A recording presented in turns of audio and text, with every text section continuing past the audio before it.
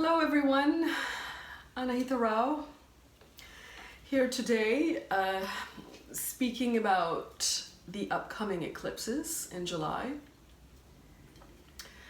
So I know that many of us are probably feeling the heaviness in the sky right now with everything going on with the planetary conjunctions and the planetary wars, etc.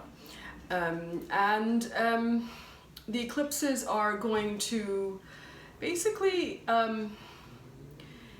jumpstart this energy and activate the Gemini-Sagittarius axis even more, so that whatever does need to manifest in our life will do so very quickly, very suddenly. So I will discuss the eclipses, and rest assured by August we will all be feeling a lot lighter and perhaps have more clarity and perhaps have a lot more optimism about life, particularly when Jupiter goes direct in August. So for those who have yet to subscribe, please do so by hitting the hand button on the right hand side, and as usual feel free to write your comments. Let's get started. Thank you, folks.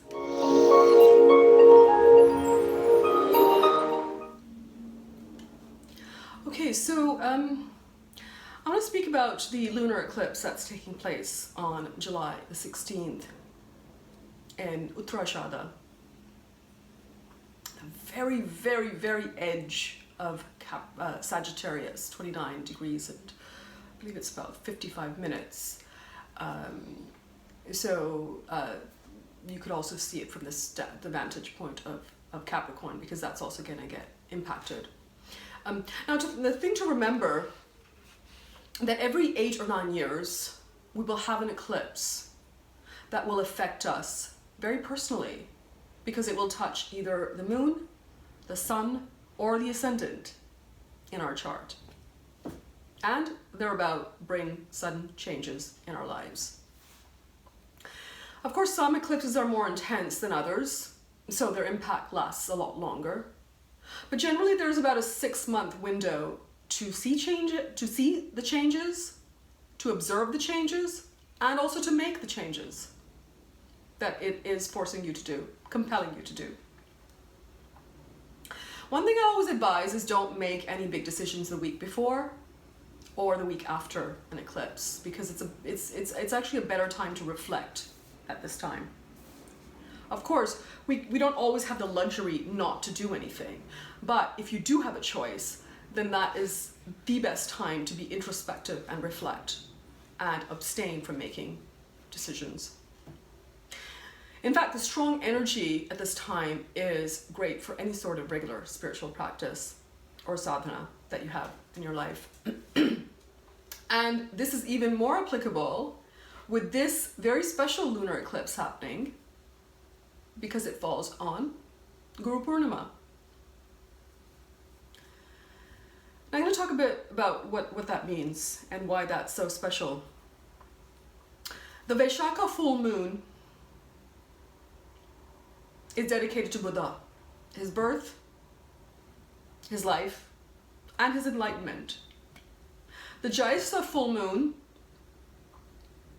is dedicated to Mother Earth, Mother Nature. Whereas the Ashada full moon is always dedicated to honoring the tradition of spiritual masters. And therefore it's called Guru Purnima. Guru Purnima is a tradition dedicated to spiritual teachers, those who are evolved, those who are enlightened, and those who are ready to share their wisdom with little or no monetary gain. Guru Purnima is also called Vyasa Purnima, dedicated to the great sage Ved Vyasa, because he provided us with the greatest knowledge of the scriptures. So before his time, the Vedas were passed from one generation to the next via word of mouth. So It was an oral tradition. But what Vyasa did was he compiled them and classified them into 4 different parts. The Rig Veda, the Yajur Veda, the Samaveda, and the Atharva Veda. He also wrote the 18 Puranas, the Mahabharata, and the Srimad Bhagavatam.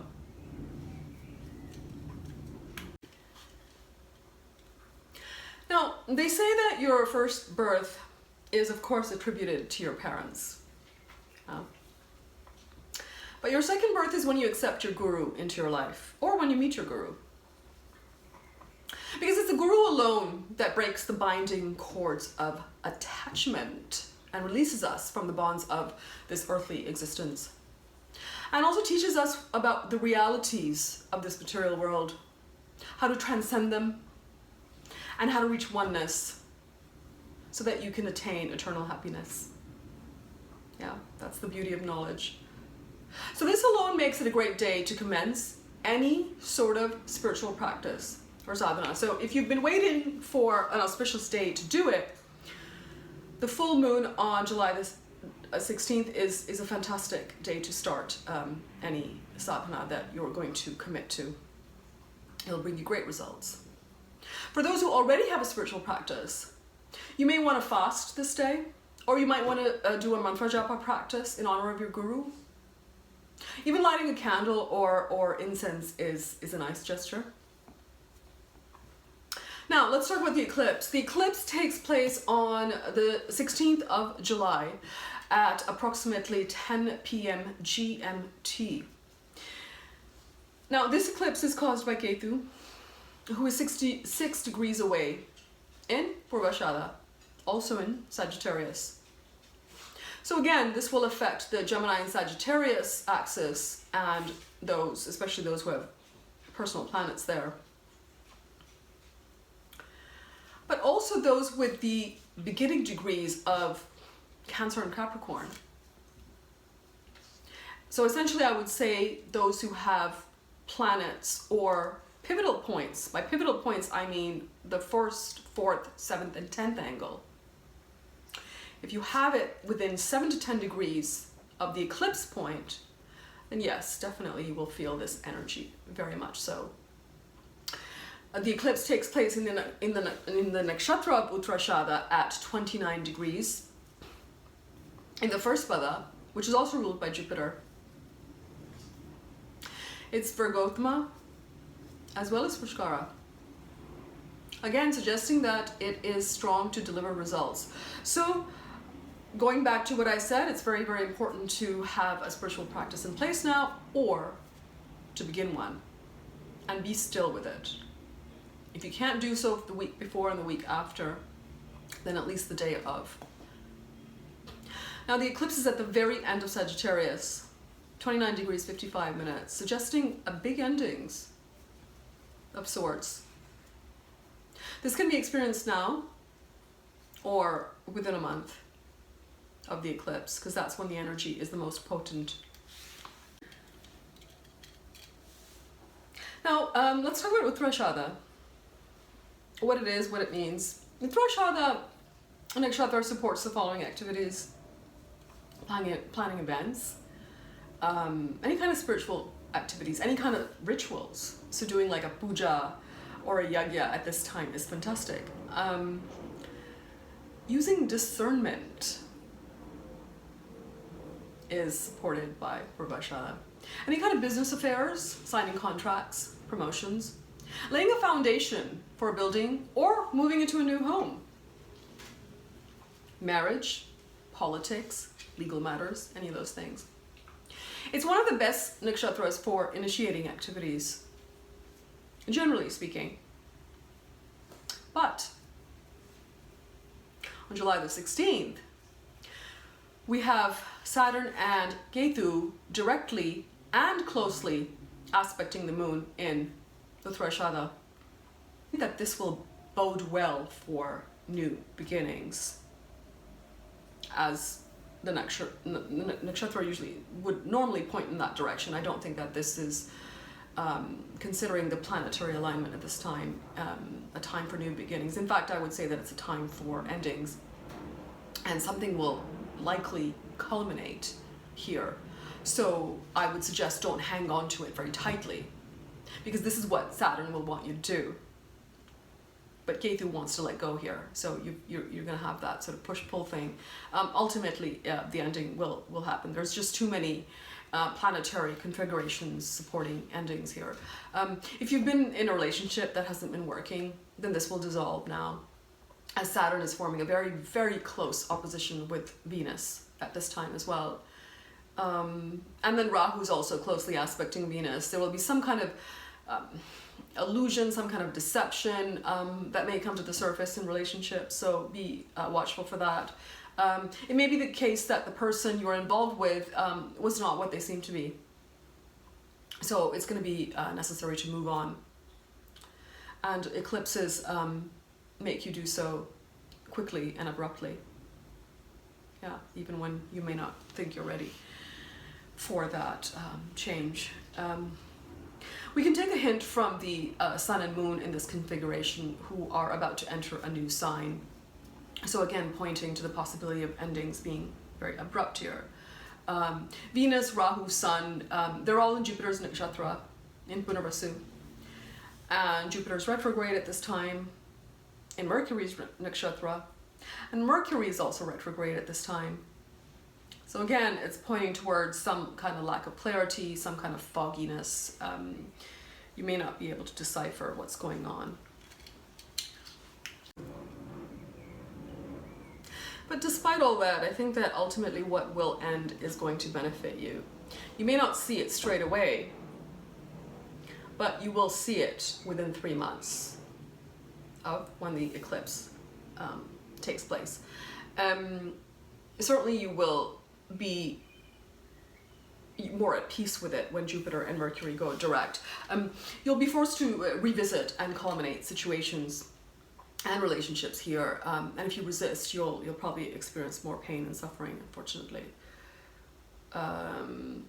Jupiter is not in strength here, so again, it's very, very beneficial to connect with the Guru principle here, whatever that means for you, whether it's through sadhana, whether it's through seva, whether it's through satsang, any sort of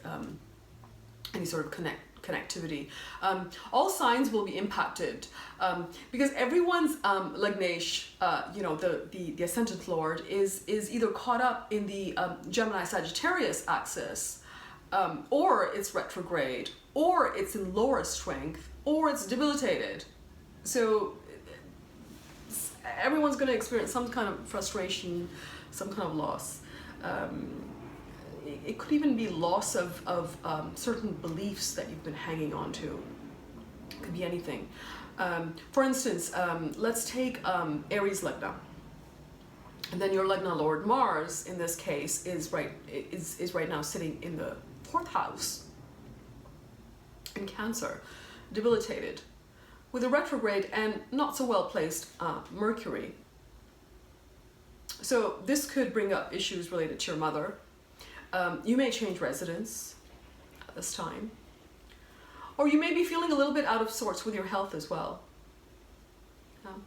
Because whenever your Lagna Lord gets debilitated, then you're not going to physically or emotionally be feeling at your best.